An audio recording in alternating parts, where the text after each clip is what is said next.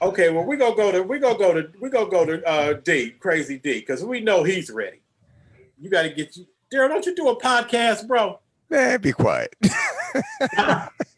Don't you do a podcast, man? Anyway, we gonna go to Crazy D. D, what's going on, bro? All right. First of all, how's everyone doing today?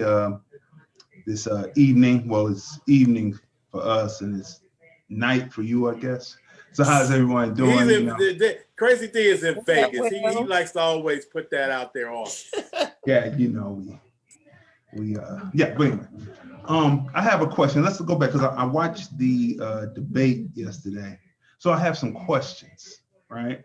And so, I have to. For me, I'm not voting for racist 1. I'm not voting for racist 2. So we're just gonna get that out the way. First of all, okay. June 25th, 2016. Donald Trump comes down the escalator at Trump Tower. He has all of the people who they hired as extras to be his fan base, right?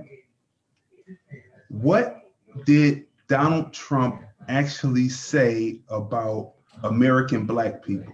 What did he actually say about us coming down that escalator that day, June 25th, 2016? What did he actually say? Okay. He didn't say. It's so many sound bites on him. I can't even pinpoint. No. When he came down the escalator that day. Was this on The Simpsons or this? No, go ahead. No. That's a good one. Ahead, seriously though. Yeah. What did he say? And does anyone remember what he said when he came down the escalator that day, 2016, that activated American Black people to then call him racist and take the side of the Democrats that were against him, in my opinion, because he knew where the bones are buried, because he funded a lot of the Democrat things. So what did he actually say about us? I think you have to tell us, bro.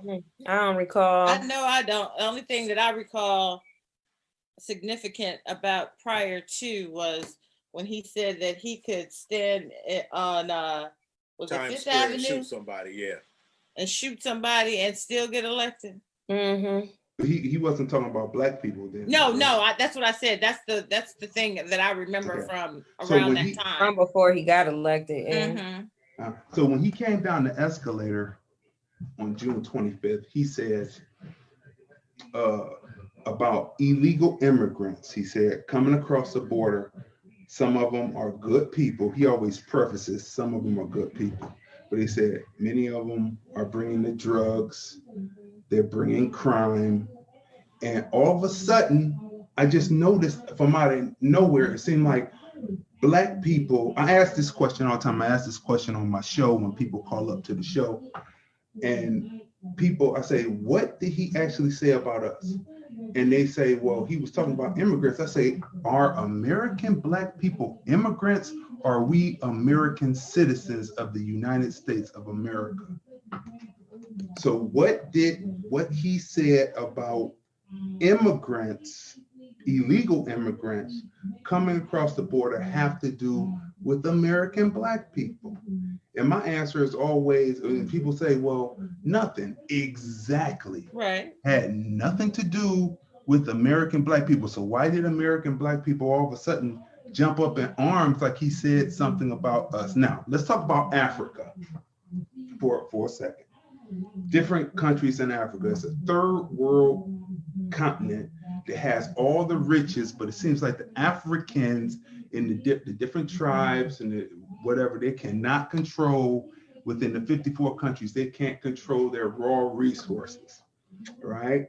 So now the Chinese are setting up armies in there. Wherever the army is, that's their country.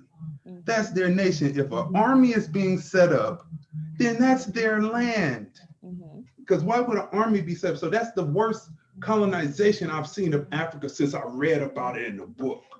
Now you got the 5'4" dudes over there telling the Africans what to do with their raw resources, their borders, their waterways, their ports, their land. So when Donald Trump said, can we curse on here, Chill? No, we can't. No, we're not gonna do that. Okay, right. With snit hole countries, I'm gonna change it up. When he said snit hole countries, what did that have to do with American Black people? Well, oh, hold on. You know, I think I muted. No, I can hear you. No, I muted Daryl by accident. Okay. I mean, what does that have to do with American Black people? Well, it had nothing to do with American Black people. Right. Okay. So I'm just going through the line of things, right? I'm just going through the line of things of what we see, because we watch a lot of TV because we review and talk about things so that people can have be really knowledgeable about what they're saying, right? So that has nothing to do. Now, if I'm over there, like Dr. Moonbee, she has a show that comes on. She's in Kenya, but she covers all 54 states of Africa. She's there on the ground. And she talked about last year, Nigeria had rolling outages of electricity. I'm not talking about the rural, because rural really doesn't have electricity. We're talking about the city. And she played a videotape where the woman was like, what? Why? We're in Nigeria. All of this corruption, how come we don't have electricity? I don't want to be in a place. I had a buddy that graduated from Trinity High School with me. And every time the South gets the hurricanes, he goes down there and he turns the grid. He does high tension lines, and he basically turns the electricity back on. I don't want to live anywhere where there's rolling outages. I live in a first world nation. So if I was over there, I would say the same thing. If I can't build a hotel over there, if I'm a mogul or I'm a hotel a person that builds hotels, I would say the same thing. They are snit old countries because there's nothing that I can do over there. What does that have to do with American Black people?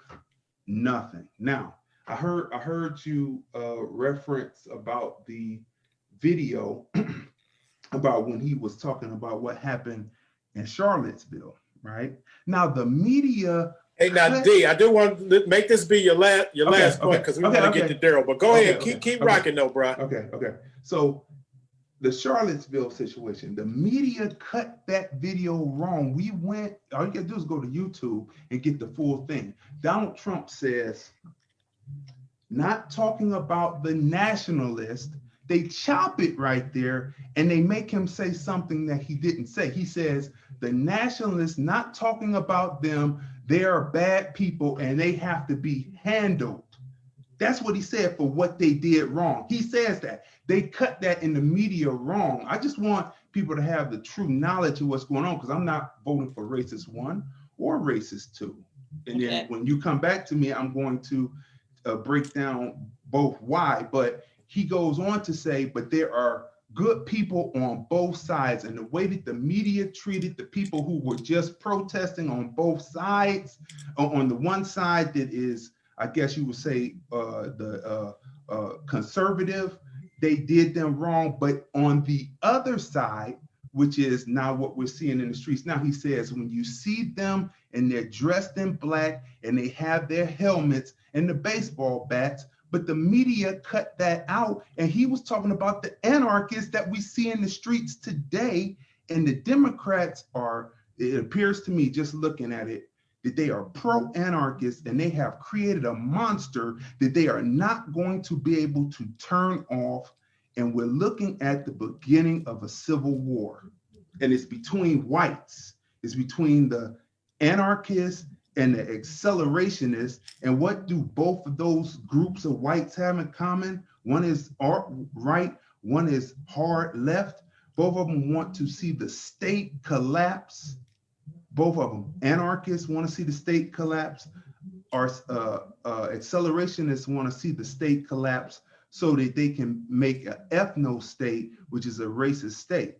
When you go through history and you look at what Marxism is and communism is for Black people, and we know what the nationalist side is for Black people, when you look at it, it's never anything good for us. So we need to start voting for us. And if they're not talking about reparations, a big thing, they're not getting a vote. Because we've tried that, oh, I want to be on this side, or I want to be on that side.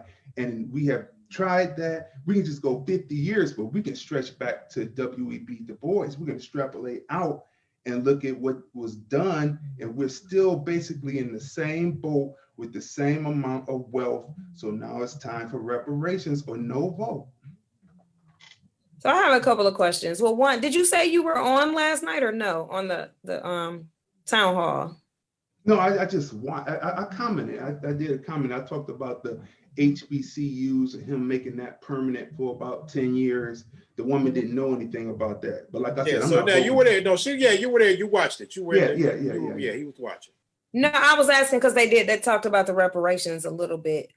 Also, it wasn't a whole lot of talk, but that question did come up. So I have a couple comments, I guess, / questions for what some of the things you just said. So you were saying that these things, you know, what do they have to do with Black people? We talking about immigrants, other countries talking about, you know, as whole countries. You know, what does this have to do with Black people? What does it have to do with Black people if the anarchists and the what was the other one you said? Accelerationists are going at each other either. I mean, because we already experienced the racist. I mean, it's already a racist state for us. You know, we see that just like prior to before you came in, we were just, you know, kind of having a small discussion. It didn't really get started about the Breonna Taylor indictment, if that's what you want to call it, that happened today. So, I mean, I feel like what we're living in today is just a manifestation of that. We live in racist states, but I also feel that just because something doesn't have to do with Black people doesn't mean you can't speak out against it or up for it. Meaning, it's just a messed up thing to say. You understand what I'm saying? Like when he said that coming down the escalator or whatever, and people, you know, got up in arms about it and what have you, and you like, well, what that got to do with Black people? Well, maybe nothing, but maybe just this time he said it about some immigrants, but it don't mean that the next time it ain't gonna be about Black people, and that Black people ain't gonna be expecting other people to stand up and say something or speak out against, you know, what's being done wrong to them. So I feel like the issue with, because you always have people that bring in like, well, everybody isn't racist and there's some good white folks and there's this, that, and the third. But the thing with that is that, okay, well, maybe it is. Maybe it's some everybody that's white ain't, you know, don't think that your life don't matter, and everybody that's white. But how many of them are really speaking up and out against it either, against the injustice? So when these injustices are done against us or whatever, it's not only if it's affecting us, we need people to stand up and say that it's wrong, whether they look like us or not. I would say that the other aspect of that is that we are, and another criticism of Black people is that we are so forgiving, so compassionate, and, you know, always thinking about other people, which probably we do think about other people more so than anybody thinks about us. Mm-hmm. But that's something that I think is just somewhat innate in us. And I understand where you're coming from in terms of this civil war or this national war that's going to happen that has nothing really to do. We're not going to be involved in it. It's the anarchists and the accelerationists. Yes. But somehow or another, we get caught in the middle somewhere. That's because we're always trying to pick a side. There were Black people who fought in the Revolutionary War for the Brits, and they wound up in Nova Scotia after the Brits lost the war, right? And there were Black people who fought on the revolutionary side. They kicked them out. There were Black people who fought for the South, just like there were Black people who fought for the North. So they're always, so when we see people who are saying they are, I call them Dixiecrats, excuse me, but Dixiecrats, or they say that they are repubs and they are Black. We have always done that. The only thing that we have not done is said we're going to stand as a block for ourselves. We know throughout history, we can go through history. Now, Felicia said that we need people to speak out. People traditionally do not speak out. I am out here in Las Vegas. There is no Latino American Black coalition. Latinos are for themselves. That is what they are for. Black people always say Black and Latino, Black and brown. You can watch them on TV. When they're talking about Latino issues or brown issues, they're talking Latino issues.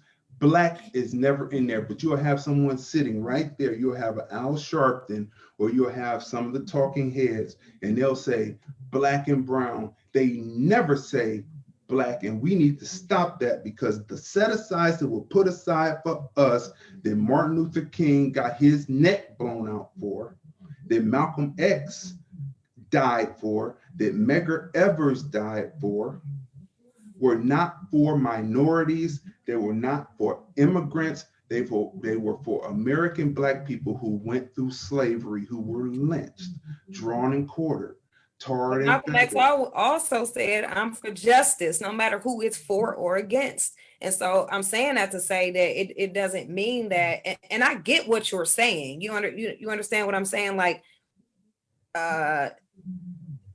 some criticism that has come from like the Black Lives Matter movement and some of these other things is that they're like, well, why don't you speak out for, or why is it's just not Black Lives Matter? It's Black trans lives matter, or Black such and such lives matter. And it's just like, well, dang, well, why can't Black people just have a Black Lives Matter?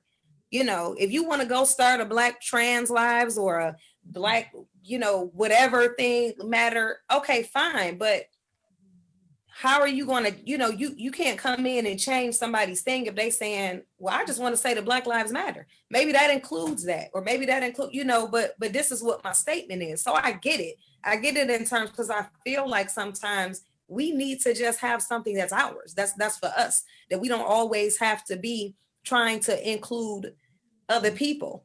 We got to take care of home sometimes first. So I understand that. But what I'm saying is, you can't look at the situation like the example I gave with the white people who are like, well, I mean, I don't want to see Black people getting killed, or I don't want to see whatever, but you don't stand up against it either, because you benefit from a lot of things that maybe you're not racist, but your family members that was racist, or these things that were written, or these laws that were written in place for you, or this redlining, or this, whatever it is that you benefit from. So it's only so much speaking out you gonna do against it. And I'm just saying that sometimes things, if it's just wrong, it's wrong. So, and as a leader, you're talking about someone who is a leader of a nation to stand up and say these things, when as a leader, your job is to unite, not just your people, but all people of this nation. That those are just messed up things to say. So I don't feel like, in that sense, where we're talking about this man in particular and all these crazy things that he says, that, well, I can't comment on that because it wasn't about Black people. I'm only gonna comment on the stuff he said about Black people. Like, no, this man it's not only just about Black people. It's just like, you're just not a leader. You're more divisive than you are trying to bring any kind of unity, because you really don't care about nobody but yourself or other people that look like you and got money like you. So we ain't even just talking about white people, because he don't care about no poor white people either. Mm-hmm. And that's just not the type of leader I feel that we need. It's funny because. Okay, hold on 1 second. Go ahead. I just want to make sure that Daryl, do you now have your stuff together? All right, we go. Let D get back in here and do it back one more time, and then we're gonna go to Daryl, who's been waiting for a while. Go ahead, D. Okay, so I have two shows on now. I have the TFR Podcast Live, and then my sister and I do a show, TFR Podcast Live OB Observations. Where can we find that at, bro? So that's on the Film Review Life channel. We come on Monday through Friday, 9:30 a.m. Pacific, 12:30 p.m. Eastern, Monday through Friday. Then we take the break on Saturday. Then on Sundays, the Film Review, Movies, Music, Culture, Politics, Society podcast, 5:30 p.m.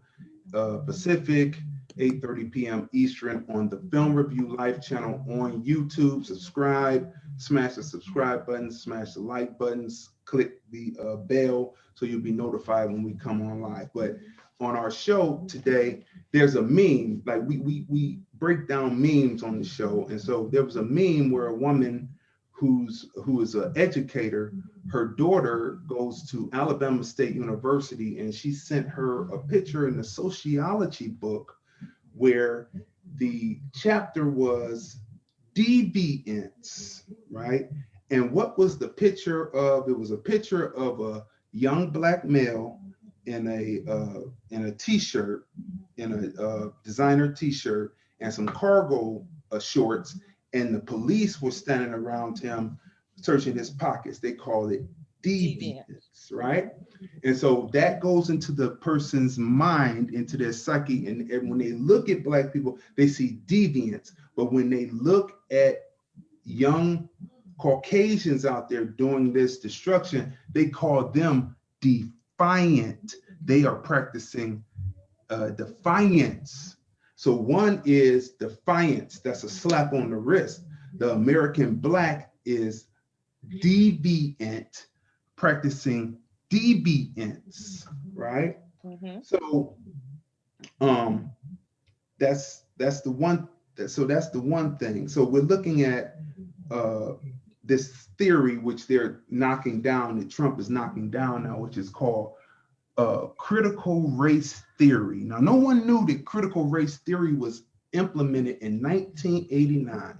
I was going to my senior year in high school in 1989, and they were implemented through, and now the rich white communities have critical race theory, where usually it's based on critical legal studies, which is criminality, just saying that people are just criminal. So when you're looking at this, so this is my point. When you're looking at Black Lives Matter today, even when I first saw it come out, but when Black Lives Matter, back when it came out in 2015, they would lay out and do dead ends or dead outs, where they're outside and they're doing passive aggressive protests, right? But when this happened here with George Floyd, the majority of the people who came out were Caucasian. And unlike when Mike Brown died in Missouri, because the Black people were called deviants, they brought out every type of military weapon. They tried every type of gun out, rubber bullets, everything, tear gas, everything. When the white kids came out, they were called defiant, and they treated them like kid gloves, and automatically the politicians started saying, oh, these people are doing peaceful protests. These people are destroying things in the name of BLM as anarchists. And then you have the accelerationists. And then there was an article that came out on Yahoo News where the accelerationists, the white supremacists, said if they caught COVID, it would be their duty to spread it. And there was a lot of videos going around where they were spitting on rails, spitting on buttons in elevators, spitting on the rails inside of transit trains and all that, trying to pass the disease. So when there's a tick up in COVID-19, it's because the young Caucasians who are just listening to hip hop or whatever, there are people who are agents in there that are spreading COVID-19. That's part of building up to collapse the state. That's what accelerationists are. Anarchists believe in not having a body like a government at all, where people do as they like. Neither one of those, Felicia, are good for Black people. Neither one of them are good. We can go throughout history and look at what the worker movement was. Unions were made so that Black people couldn't have those jobs. They rather would bring Germans in who were agent provocateurs, and the FBI had to handle them instead of dealing with the people who built the country, who would go right in and make the country strong. So when a group of people are talking about immigrants. When you go to Biden and read Biden's plan says they're going to give Black people loans with a $15,000 rebate. How much is an average house on a low level? 150,000. You got to pay the mortgage and you got to pay the property tax. $15,000 rebate is nothing, but what do they give to the immigrant, which is actually the set aside that was actually supposed to be put aside for American Black people that Martin Luther King got his throat shut out for? They give them a TIN number, tax identification number, which means they can get a driver's license. Then they have free health care, no copay, free health care, guaranteed. Then they're able to vote and they have subsidized housing. And we're not talking about project housing. We're talking about housing in the suburbs, all in the point that they think that they will vote Democrat. And most of the time we are in a republic that is a democracy with a federal government. That's what makes it the experiment. We're in that. That's what we're in. So when the people come across the border and they see this, or just immigrants, legal immigrants, naturalized immigrants, or the illegals, they say we're in a republic. They see who are the strongest and they vote. Down, matter of fact, D, we had 9:40. Okay. And We got time, chill. We could. okay, but I'm saying we got a lot of stuff, and I want to get Daryl on. I know, But, I just gotta get it all in, but go ahead. I'm here. and we have a lot of stuff to unpack on what you said, because you brought up a couple points, and I think we may have to kind of go back over a couple of the list of the things that you gave and you said, and kind of come back to some of those things when we can take time to unpack them. And I agree with you. I'm not, I agree with what you're saying. But most of the time, I feel like when the word immigrant is mentioned,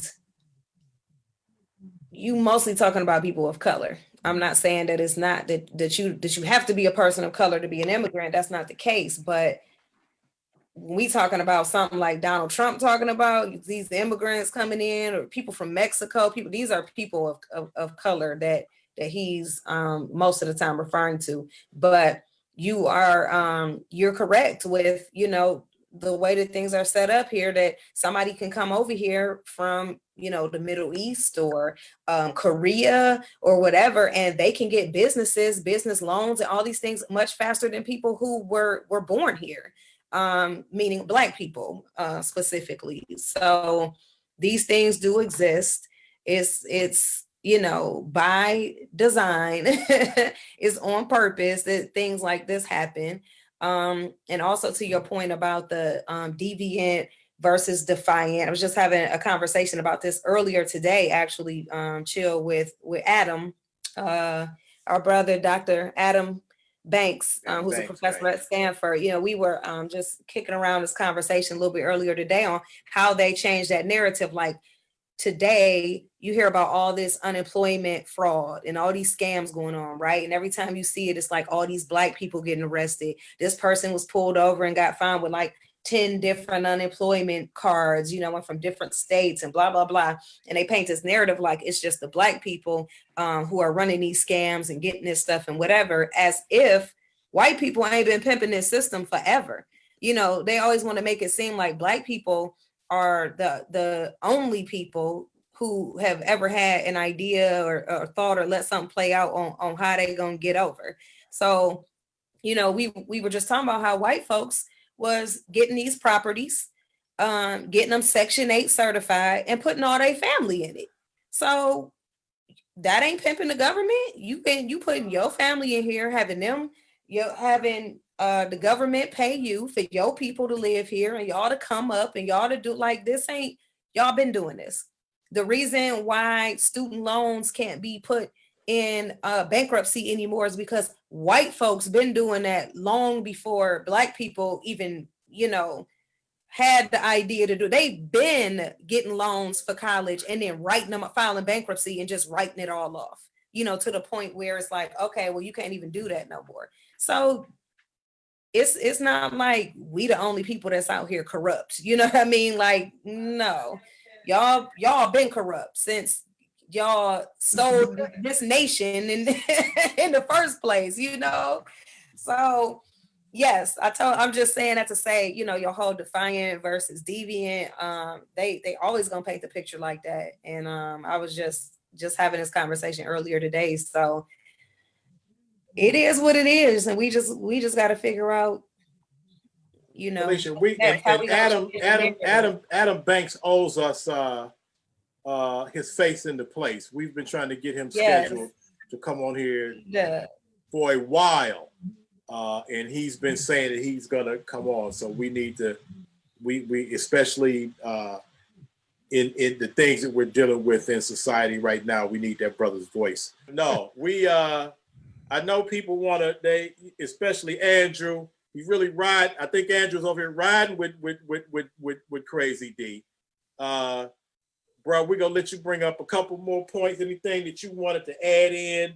I hated to stop your wisdom, but I wanted to get my man Daryl, who would have been already done if he had just known how to work his equipment. Is Drew still in here? I was wondering what his questions were, if he remembered the questions. Drew, Hey, but Crazy D. Yeah. Hey, I heard that on YouTube. You are correct on that. I heard that. But something interesting that's on YouTube, if you pull up Malcolm X called what's going on today in 1963. Oh, yeah. If you look at Malcolm X, it says white liberals and conservative. If you listen to that, he calls that out. Oh, I was a Malcolm X listener way back in the 90s. Yeah. He called this out today. Yeah, I mean, he calls it out today, and it's two sides of the same coin. And it's just like Nixon came up with health care first and had 75% of what the Dixiecrats wanted. I just call them Dixiecrats, right? Yeah. He had what they wanted, and Ted Kennedy scuttled it. It took 50 years until Barack Obama, right? This is the type of games that the Dixiecrats play. Take Tim Scott. He had the Justice Act in the Senate. He said he had, they offered them as many amendments as they would want to pass the bill, because the House was coming up with their Justice Act, right? And usually how government works is the Senate passes their version, the House passes their version, the House version comes over to the Senate, they go in, they do compromises, amendments, et cetera, then they send it back over to the House to put the money on it so it will have activity. That's why it's no vote for racist 1 or racist 2, because the Dixiecrats with Nancy Pelosi are playing American Black people with emotion. And they said, wait until Biden gets in there. If those bills have been ratified, I'm an American Black man, right?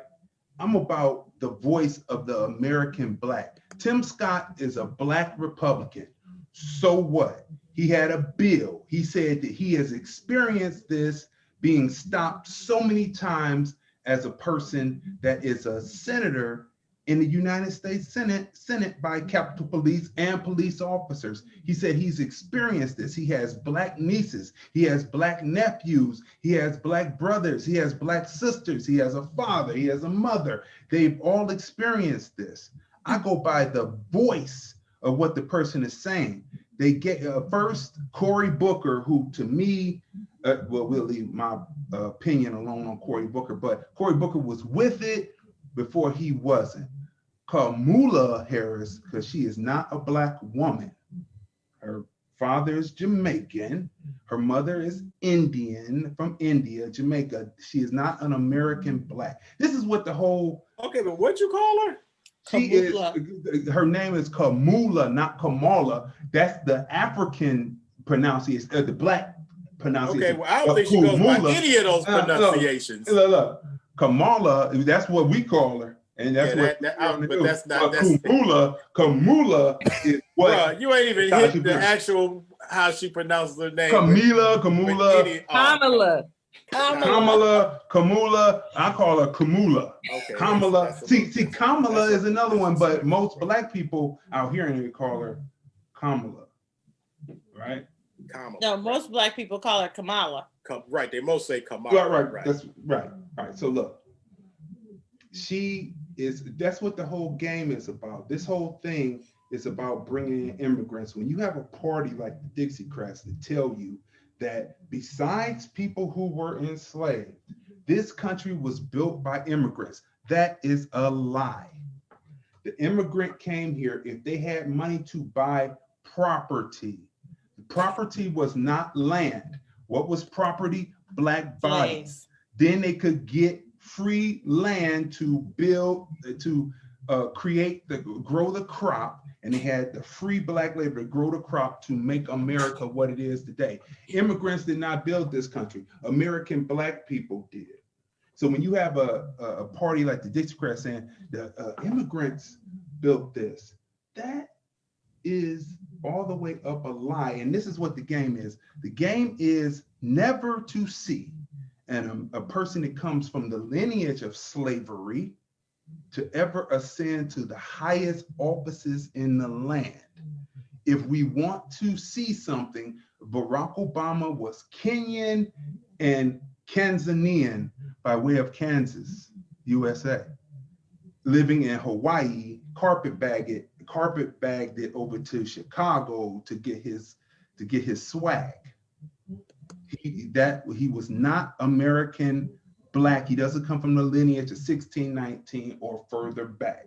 Kamala Harris does not come from that. So when people say, oh, we've got a Black woman, she went to school to get that swag so she would know how to talk to us. And when you listen to her on different programs, she uses that. When she was running for president, she said, I'm not going to do something just for Black people. But when she was AG, she made sure that the Indian people coming in for the IT got all the jobs. She wasn't looking at American Blacks. See what I'm saying? So what we're looking for as American Black people is someone who comes from the lineage. We don't want an immigrant or immigrants or people who were born from immigrants to ascend to the highest land and say, oh, they're Black. We tried that with Obama. Obama didn't do really anything for us, but he was able to sign executive orders for LGBTQ. He was able to sign for the Dreamers. And you know what? I just saw another meme and read the article. Donald Trump, the Mexicans are getting ready to vote for Donald Trump. The Latins, especially the Cubans always vote Republican, even though Carter was the one who brought them over here, thinking that they will vote Democrat, but they vote Republican. They're going to vote big for Donald Trump. And here we are on the out, sticking with these Dixiecrats, but I'm not voting for a racist 1, and I'm not voting for racist 2. Look, it's like this. The other day we talked about 3 strikes and 100 to 1 first in the 80s under Bush 1, and then 3 strikes and you're out under Clinton. Biden was in there pushing both of those bills through, one under a Republican president, one under a Democrat president. Meanwhile, the main guy, why I wouldn't vote for either one. Meanwhile, the main guy, Ronald Reagan, to fund the Iran-Contra scandal to get a dictator out. We're supposed to be sworn enemies to Iran. They bring cocaine in, turn it into Ready Rock, which is called crack, to fund, to pay the Iran so they can send the guns to the Contras to try to get the leader out. And they destroyed the whole community, and we have something to do with that too. People who sold dope to their own people and they did it for a white man, that is one of the most coonish things that you could have ever done to destroy your community. But wait, here comes Biden talking about 100 to 1. White boys get a slap on the wrist because they are just defiant. Blacks 100 for the crack because they are deviants and they get put in. Then if they come out, then they get the 3 strikes and you're out. They got 2 on their jacket. They get another one. They're going for life. And then Donald Trump is the one that's reversing all that. Biden was the one who destroyed the Black community by pushing those bills through. And I'm going to vote for them. I went the college route. I didn't go serving crack. So that's not a stain on me. But I saw my friends go away. I saw the cohesiveness of the neighborhood be destroyed in the United States of America. The hood, it went from neighborhood to hood. And I'm going to vote for this guy who put us away. Donald Trump didn't rent to Black people because, unfortunately, the white people that were in his buildings didn't want to be around didn't want to be around them. So he did what he did. But here's a man who actually sent you away, actually sent your people away, decimated the community off of something that a white man did to fund a war over halfway around the world. And we're going to vote for either one, but I'm definitely not voting for Biden. Hey, D, it seems to me why you continue to say that you're not voting for either one. It seems that you're giving your man Trump a whole bunch of passes. No, I'm not giving him a pass. He doing better than the 90. He should have been. Yeah, he should have been. No. He should have been. No, listen. I'm just And using. Donald walk around. We are in the, we keep on saying that we're in this system, right? Donald Trump is a racist, but so is Biden. Biden has proven to you that he is a racist. He has proven to you by his actions by actual bills and legislations and bills that were passed into law that destroy American Black community. Well, and I will say this, D. We're going to forget about that. We're going to forget about what he did all that because we are in fear of a man, and Donald Trump is not going to be able to do anything. D, let me say this. Hold on, bro. Let me say this because we taking long. We're long, and we do have Andrew back. I don't know if Andrew, before we finish it out, if he wants to come in, if he wants to, because Felicia wanted to know what your questions were. But I do want to say, D, you've said a lot of things. I mean, a lot on a lot of different topics. So I will say that we probably will take some time to go back over a lot of the things that you said and kind of unpack them because you brought up a lot of things. So we're going to try to go back over some of those things and reconvene on this discussion on some of the many points that you brought up. What's that on the wall, Crazy D? Is that your Republican card? You got it blown up? She hollering. You know what? I've been registering people to vote since I was 19 years old, Felicia. I'm 49. That's 30 years.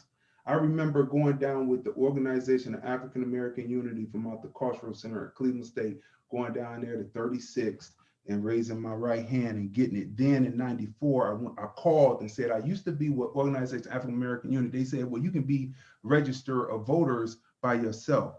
I've been registering people to vote since I was 19 years old. And the Democrat Party, we had Mason.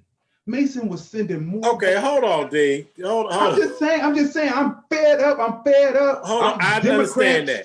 But we have this because Andrew said that it's been a good show, but he's gonna wait for part 2. So D, I'm just letting you know, you've made a lot of points on a whole bunch of different levels. So we're gonna, you know, like I said, unpack some of those things and try to address several of the points that you have brought up. But yeah, so Andrew, be here for part 2, bro. Because yeah, a lot of things have been said. We want to kind of address some of them, but it's almost 10:30 now.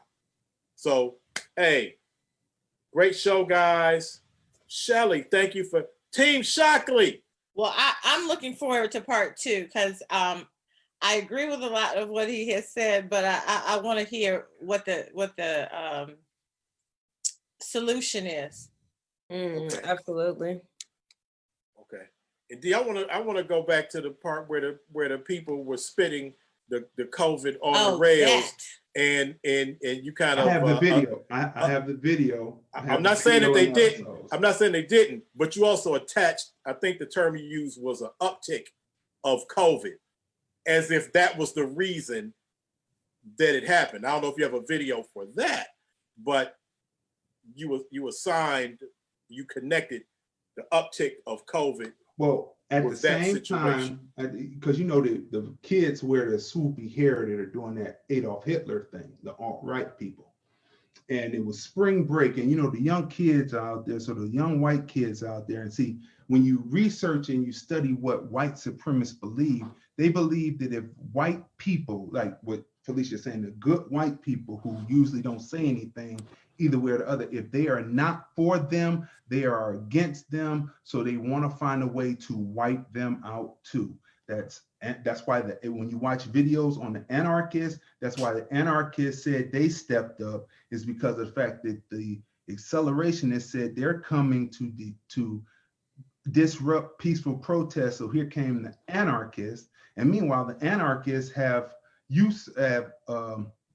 co-opted Black Lives Matter. So when you see when I hear them say Black Lives Matter in the media, I'm saying, oh, those white folks, they're the ones walking up to other white folks talking about raise your hand, no justice, no peace. What do you know as a Caucasian about no justice, no peace? Not a darn thing. All right, we will return, and if people and it just popped up on my notification bar, if people are interested in if you know Yvette Carnell, her show Breaking Brown, one of the leaders of the ADOS movement, at least on the internet, she's on here talking about Breonna Taylor, but and she just went live a minute ago. Yeah, I heard that apparently there's a cop that's been shot down there during the protest. They're just talking about that. I wonder who shot the cop. Was it white Black Lives Matter? Hashtag BLM. Did you know last thing? Okay, come on, man. Last thing. Did you know that one of the co-founders, I forget her name, but we just did the show on her. She just created this new thing called Black Futures Labs. She's moved away from Black Lives Matter because I wrote them. I said, have you been co-opted? Because all we see is Caucasians. They never got back to me, but now she has this new thing called Black Futures Labs. All you have to do is just Google it, and they're all Fortune 500 looking in nice suits and ties. She's moved away from Black Lives Matter, which makes her look like she was an agent all along, because she says she's a trained Marxist. And Marxism is nothing but the study of capitalism to come to the ultimate decision that communism would be better than capitalism. That's what Marxism is. So when people say they're Marxists like it's some big scary thing. No, that's just the study of it to come to the conclusion that communism would be better than capitalism. Okay. Well, one thing for sure, D, you provided enough tape to be able to go back and view things that came right out of your mouth and things you have asserted. So you provided enough tape for us to go back and look at and kind of assess some of the many points that you brought up. So I know that Andrew said he's looking forward to part 2, and probably a couple other people. But we'll run this back and we'll rejoin this conversation. But Shelly, thanks for hanging out with us. Thank you. The beach looks nice, warm. Daryl Shake and Bake Sullins. D will be back with you always. Appreciate you stopping through and dropping all of that information, even though you're still showing off with your background. You just started out green, and then you hit us with it. Like, oh, let me put this on. Bow. That's okay. It looks like you did something different with your hair too. You got like a. Oh no, you know, it's getting, well, I don't even say, but it's getting long, so I tie it up now, get it out the way. What do you put in it? You done got fancy. What you put in it? You got lock lotion, or what is it? Oh no, you know, the sun naturally locked my hair. I didn't twist it or anything. And so it's just naturally do it. So what I do is I just use lotion or Vaseline, really. Fruits and berries. Oh, Vaseline and water. Fruits and berries. Okay.